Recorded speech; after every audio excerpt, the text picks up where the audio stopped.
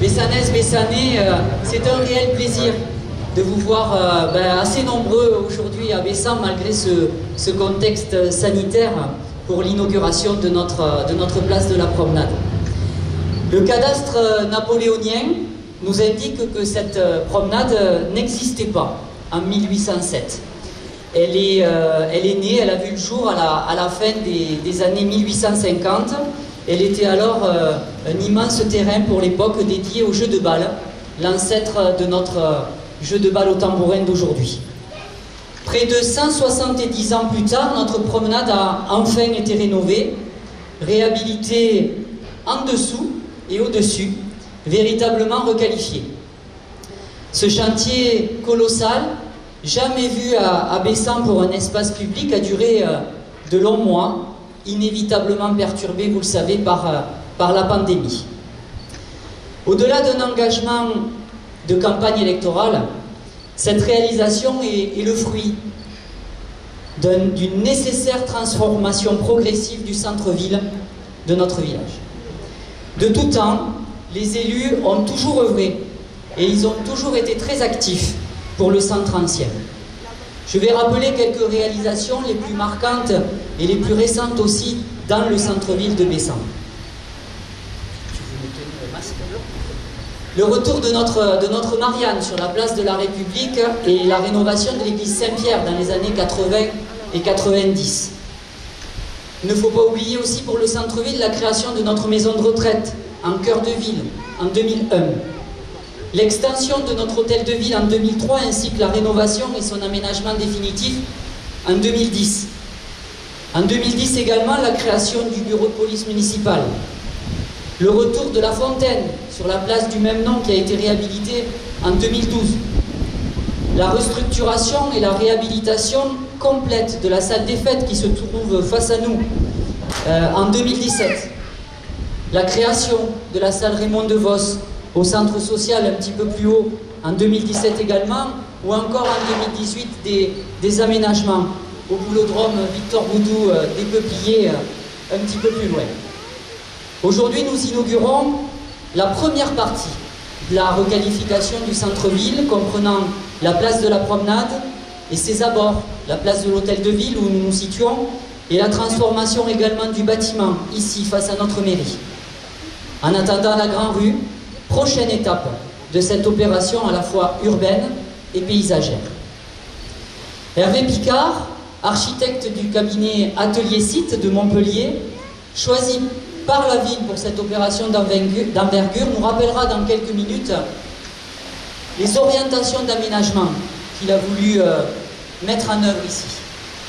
Je tiens à le remercier chaleureusement, ainsi que toutes ses équipes et au-delà toutes les entreprises qui sont intervenues sur le site, avec un salut particulier pour les poseurs de pierres que l'on a vu pendant de longs mois poser ces pierres une par une. Merci Monsieur Picard pour vos exigences qui, associées aux nôtres, ont permis cette belle réalisation qui avait été initiée après une première étude du CAUE du département de l'Hérault. Vous avez étroitement travaillé avec la mairie et je remercie particulièrement l'implication d'Angèle Mian, d'Emmanuel Lalande, de Thierry Bosque et de l'agglomération pour la partie réseau. Ce projet a été dès le début soutenu par nos partenaires institutionnels et financiers, et nos financeurs, pardon, à hauteur totale de 25%. C'est pas beaucoup, mais c'est déjà bien, pour un budget de l'opération de 1 500 000 €.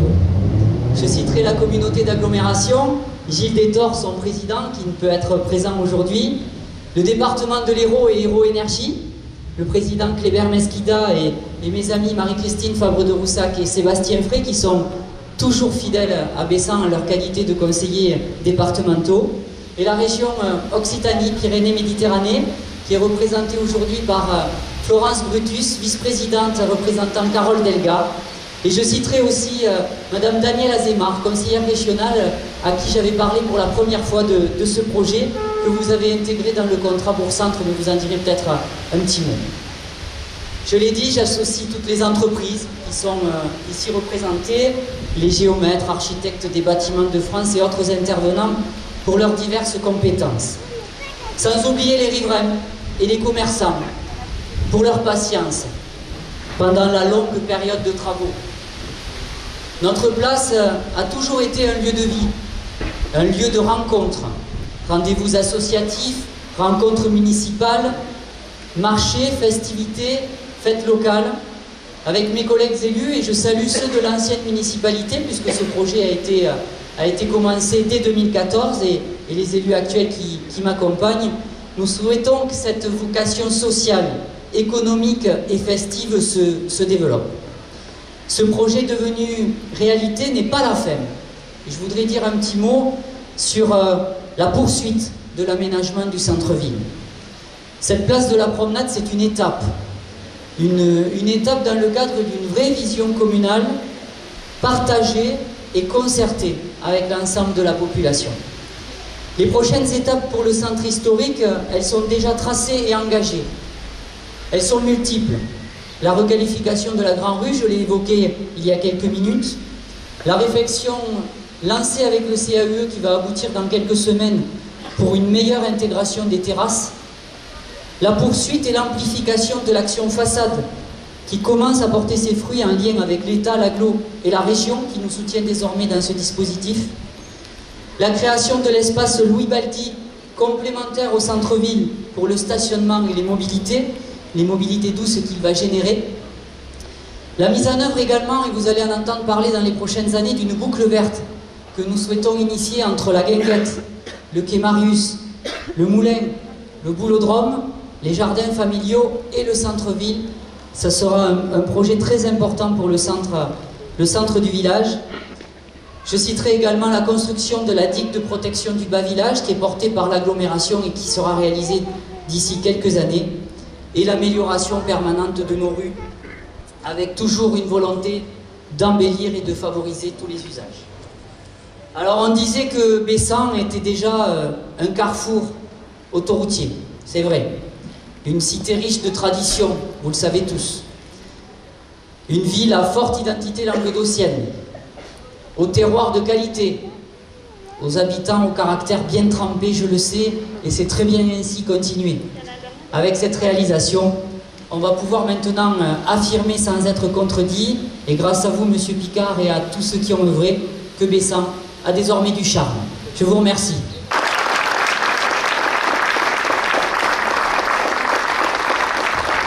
Si je ne me trompe pas, c'est le maire de... c'est un maire, venez ici, venez mon collègue, maire de Caux. Monsieur Picard, je vous laisse la parole, un petit mot. Merci beaucoup. Tout a été dit. Je crois que c'est, pour faire bref, c'est un projet qui montre que c'est possible, que c'est tout simplement possible de refaire de l'espace public dans nos villes et nos villages, parce que la voiture est un outil nécessaire, mais on peut le mettre à distance. Et ce projet-là, il a été possible grâce à une méthode, grâce à un courage et grâce à des savoir-faire.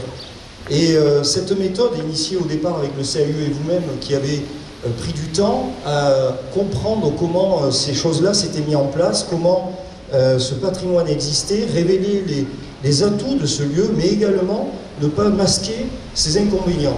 Et ce qui martyrisait ce lieu de façon assez soutenue, c'était la présence de sa voiture qui circulait de toutes parts.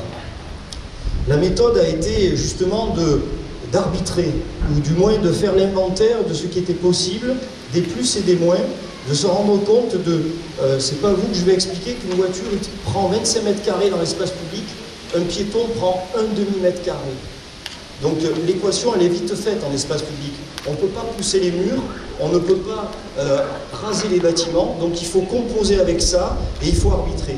Et ces équations-là, on les a croisées et vous avez eu le courage d'orienter vos décisions. Ça n'a pas été simple, y compris dans votre équipe, parce que tout le monde n'était pas de cet avis-là. Supprimer la voie qui passait ici, ça nous a à peu près pris 6 mois pour arriver à la bonne décision. Supprimer le stationnement à peu près autant. Et ça clivait beaucoup. Et comme avec des enfants, des jeunes enfants, il est plus facile de dire non que de dire oui. Et vous avez dit non à ces choses-là, et vous avez dit oui au projet. Et donc sur cette méthode de travail qui a été de justement tout le temps arbitrer, vous êtes des gens, des comptes, vous comptez beaucoup, des fois un peu trop, mais vous comptez beaucoup. Et on a vu comment on a pu arriver à ces équations. Et finalement, pour vous, ça a été clair. C'était plus de voitures, on met à distance. Vous avez cette chance d'avoir un très grand parking à côté. Et on se rend compte également, quand on se rend compte qu'un piéton arrive à faire 80 mètres à la minute, ou en 2 ou 3 minutes, il a traversé quasiment votre centre-village, c'est plus qu'une histoire de courage. Et ce n'est que ça, que du courage. Mettre un petit peu les voitures à distance et faire un petit peu plus marcher les gens à pied. Alors depuis 6 mois, il est à la mode de planter des arbres. Heureusement, on avait commencé avec vous depuis longtemps, et là aussi, certains nous disent un arbre, c'est une voiture de moins. Non, un arbre, c'est 600 litres d'eau supplémentaire dans l'atmosphère, et c'est des fois 2, 3, 4, 10 degrés de moins. Voilà. Donc c'est ces équations-là que les élus doivent faire, c'est ces arbitrages que les élus doivent prendre, et c'est de ce courage-là que moi je voulais parler aujourd'hui, parce que ce n'est pas toujours le cas. S'il y avait quelque chose d'exceptionnel dans ce projet-là, c'est ça. C'est un arbitrage pour les piétons et pour les habitants. On a trop vite oublié que les villes étaient avant tout habitées avant d'être circulées. Et on a, depuis 40 ans, donné la main aux ingénieurs des routes, aux ingénieurs des réseaux pour faire nos villes, et à nos géomètres pour dessiner nos lotissements. Il est temps que ça change. Et vous en êtes un des premiers. Il y a très peu de villages dans lesquels ces équations sont correctement posées. Et du coup, vous le savez bien, la réponse est très souvent déterminée par comment on pose la question. Et vous avez bien posé la question. Voilà. Les savoir-faire, après, on a eu la chance parce qu'une fois vous êtes dans la méthode, et parce qu'une fois vous nous avez suivis sur des principes de sélection d'entreprise, il a été clair que le prix, tout le temps le prix, on sait ce que ça donne. Il suffit de regarder certains de nos villages. Il est temps que l'on parle des savoir-faire, il est temps que l'on parle de la qualité des métiers. Ils n'ont pas tous disparu. Il est compliqué de trouver un plombier, un plâtrier, un vrai maçon.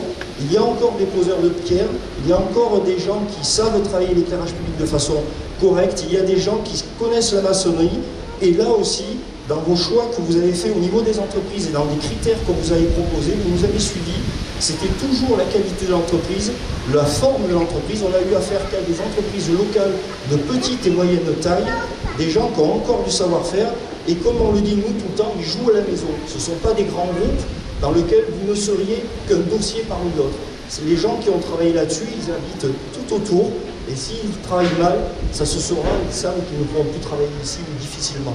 Donc là aussi, dans le choix des entreprises, dans le choix des matériaux, dans le choix du mobilier, etc., on a pu travailler ensemble et on y est arrivé. Moi, je voulais... vous avez salué les entreprises, elles ont été plus que remarquables, patientes et organisées. On a pu travailler là-dessus. Un petit mot pour M. Boss, qui a été, dans ses interventions qu'on peut appeler musclées souvent, extrêmement efficace. Et s'il devait y avoir un Jeux Olympiques des employés municipaux français, je crois qu'il monterait sur le podium, c'est certain. Voilà. Merci beaucoup à tous. Et je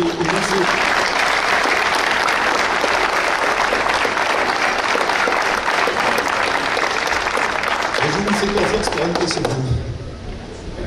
Merci Monsieur Picard. Je laisse la parole à Monsieur Frey, qui représente Gilles Détor, le président de la communauté d'agglomération Hérault-Méditerranée, et Kléber Mesquida, le président du département de l'Hérault. Merci Stéphane, Monsieur le député, Madame la conseillère régionale, Madame la conseillère départementale, ma binôme et amie, ma responsable de Rossac, Monsieur le maire de Bessan, cher Stéphane, cher ami, Messieurs les maires, Mesdames, Messieurs, Bessanaises, Bessanais. Alors c'est un plaisir de partager ce moment qui restera certainement gravé dans les annales de l'histoire de Bessan. Ce n'est pas anodin que de repenser et réaménager un espace de vie aussi important que celui-là. Je voudrais en fait confirmer ce que Stéphane a dit en conclusion. Oui, Bessan a du charme, avait du charme. On a d'autant plus aujourd'hui que ces espaces sont rendus plus agréables à toutes et à tous, aux Bessanais, aux habitants, à leurs commerçants, à celles et ceux qui vont venir visiter notre village. Je voudrais, en complément de ce qui vient d'être dit, vous livrer moi mon sentiment qui est en rapport avec l'histoire proche de Bessan et son l'avenir de cette jolie commune. Certains disent ici que Bessan est la capitale de l'agglo-héro-méditerranée. Ils le disent parce qu'ils sont braves et qu'en effet, si les Bessanais sont connus pour avoir un tempérament et un caractère trempé, le premier de leurs représentants en a tout autant, croyez-le, croyez-moi. Et en effet, Bessan jouit d'une position dans notre territoire qui est exceptionnelle, puisque centrale, avec à proximité immédiate, notamment l'autoroute. Je pense qu'une ville comme Bessan a plusieurs fonctions. Elle a évidemment un centre ancien, elle a aussi un développement qui doit être géré dans le respect des équilibres de la vie de chacun des Bessanais. Vous avez la chance, je dis bien la chance, d'avoir dans les développements de la commune de Bessan, par exemple la Capucière, un espace où vont être créés des centaines d'emplois. La route départementale, et là je me tourne vers Marie-Christine puisque c'est la compétence du département que nous représentons aujourd'hui, est à la fois un facteur d'attractivité de votre commune et aussi une contrainte qu'il faut gérer. Donc après avoir aménagé le giratoire de la Capucière, le giratoire en entrée par la route d'Agde de la commune de Bessan, il nous faudra, et je pense que là ce que je vais dire, je le pèse, j'en pèse chacun de mes mots, mais ça va être bien entendu par le maire de votre cité. Il va falloir que dans les prochaines années, nous travaillions ensemble à l'aménagement de la route départementale qui traverse la commune de Bessan. Donc Marie-Christine Ferlo-Rossac et moi-même serons à vos côtés pour porter auprès du président du département les enjeux et la problématique que revêt ce dossier important. Et puis il y a le centre ancien qu'il ne faut pas opposer au développement d'une commune, parce que le développement est vital, l'essor d'une commune est vital pour chacun des habitants qui y vivent. Mais vous avez en effet raison, Stéphane, enfin vous avez, ça me fait bizarre de te vous voyez, tu as raison Stéphane, entouré de toute ton équipe municipale, de porter fermement un projet de réaménagement et d'embellissement du centre ancien de Bessan. La mairie a séparé de ses plus beaux habits depuis quelques années, tu as fait refaire la salle des fêtes après que la place de la Fontaine ait été entièrement réaménagée. Et aujourd'hui, nous avons le plaisir d'y célébrer tous ensemble, sous le soleil de Bessan et le son de la cloche de Bessan, qui nous dit que mon temps de parole est écoulé, ce bel espace que le département de l'Hérault aura contribué modestement à financer aux côtés de la ville de Bessan, maître d'ouvrage, pour le bien-être de Bessan. Alors je dis tout simplement, longue vie à Bessan et vive Bessan.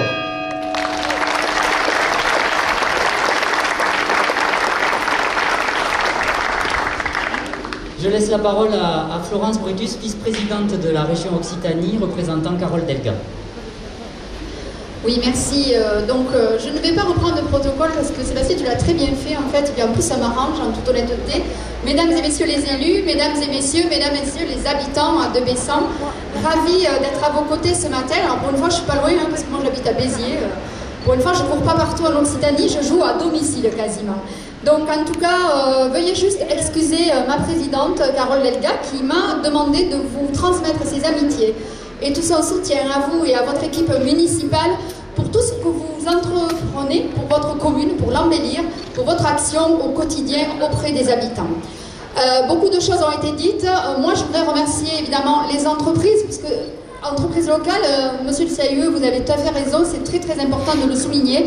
Faire travailler l'emploi local est important, surtout encore plus durant cette période que nous traversons.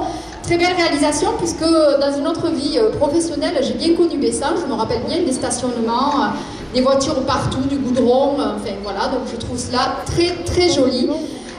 Et vous féliciter très rapidement de vous être engagé dans cette grande restructuration de votre commune. Je me souviens de la première fois où Daniel Azemar, ma collègue, effectivement, à la région, m'a parlé, m'a dit, tu sais, j'ai rencontré le maire de Bessan, ils ont plein de projets dans cette commune, peut-être que les bourgs-centres leur conviendront. Et ensuite, nous sommes venus vous rencontrer avec d'autres collègues, René Moreno aussi, qui est souvent présent sur ce territoire, et nous avons discuté avec vous en mairie de ce que vous vouliez faire de votre commune. La politique bourg-centre, c'est une politique qui permet d'envisager le réaménagement, la vision de votre commune sur 3, 5, 10 ans. Donc ça vous demande, monsieur le maire, et je vous en félicite à vous et à vos équipes, de vraies perspectives et une vraie vision de développement. Dans les bourgs-centres, on traite quoi? On traite la requalification des espaces publics, ce que nous faisons ce matin. On peut traiter tout ce qui est développement économique avec l'aide à l'installation de l'artisanat, notamment l'artisanat d'art, mais aussi les questions de l'habitat, du logement social, de la rénovation. On peut traiter tout ce qui est espace multi-associatif, sportif, de loisirs, beaucoup de choses. Donc, simplement, en conclusion, vous dire que comme vous êtes engagé dans cette politique, qui est une politique sur mesure, partenariale, qui va vous permettre comme ça d'égrener vos projets tout au long de ces années à venir, la région restera à vos côtés pour vous accompagner, mais également aux côtés des autres collectivités, parce que l'intelligence collective et l'évolution des territoires, c'est aussi le partenariat avec les autres collectivités, que sont évidemment le département et l'agglomération d'Hérault-Méditerranée, bien entendu l'État, quand il y a de l'argent de l'État, on le prend, on est content, voilà. Mais en tout cas, un bon partenariat avec les collectivités locales, parce que je pense que c'est en intelligence et tous ensemble qu'on peut faire avancer les territoires. Je vous remercie pour votre attention. Et nous allons continuer par, j'allais dire, le représentant de la nation, puisque monsieur le député est avec nous aujourd'hui et il va clôturer, comme le protocole l'oblige d'ailleurs, ses interventions, et nous couperons ensuite le ruban. Merci monsieur le maire, mesdames, messieurs les élus, monsieur le maire, chers amis. Beaucoup de choses ont été dites. Moi, je vais parler en tant que représentant de la nation et représentant de la 7e circonscription de l'Hérault, puisque vous m'avez fait l'honneur de venir à cette place il y a 3 ans et demi. Avec une première remarque, qui est d'abord qu'on constate que quand on met en synergie, quand on met en connexion la volonté, les ressources, les compétences, les savoir-faire, on l'a dit avec les poseurs de pierre, on arrive à faire des choses magnifiques. Et je crois que l'inauguration qui nous réunit aujourd'hui témoigne du fait que cette place est vraiment magnifique. Mais monsieur le maire rappelait tout à l'heure avec beaucoup de justesse que ça devait beaucoup aussi à la patience des habitants, à la patience des commerçants qui ont su traverser l'épreuve difficile avant qu'arrivent les jours meilleurs. Et je voudrais redevenir en 2 secondes le représentant de la nation et vous dire que les jours difficiles, les jours cruels, les jours coûteux que nous traversons actuellement verront des lendemains qui réjouissent, on le voit bien, puisqu'après les moments difficiles viennent les moments de réconfort, et que si la fête de Bessan se tient dans les conditions que j'espère au mois d'août prochain, c'est-à-dire sans masque et avec un bon rosé, je serai très honoré d'en faire partie et de le déguster avec vous. Je vous remercie.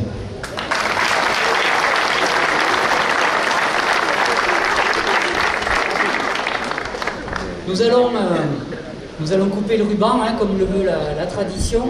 Juste avant de laisser le micro, nous n'avons pas pu vous proposer de moments de convivialité autour d'un apéritif, puisque ça n'a pas été autorisé par les services de l'État, et on le comprend avec le protocole sanitaire, puisque j'ai le micro, je vais aller un peu.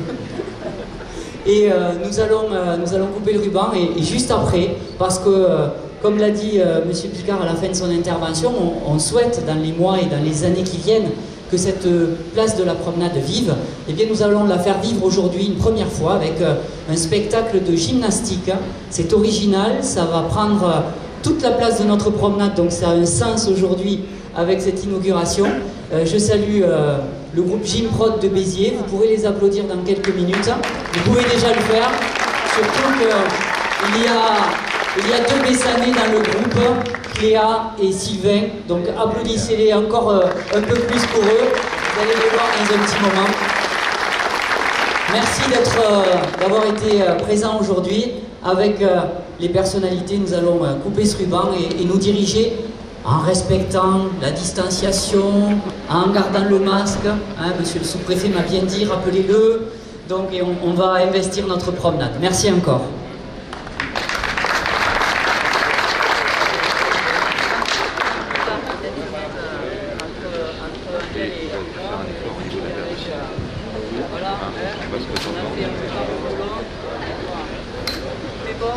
Alors on va faire d'abord la pause pour la photo. C'est bon? Ah ouais, c'est bon. On sourit avec les yeux, c'est ça? Allez, la place de la promenade est inaugurée.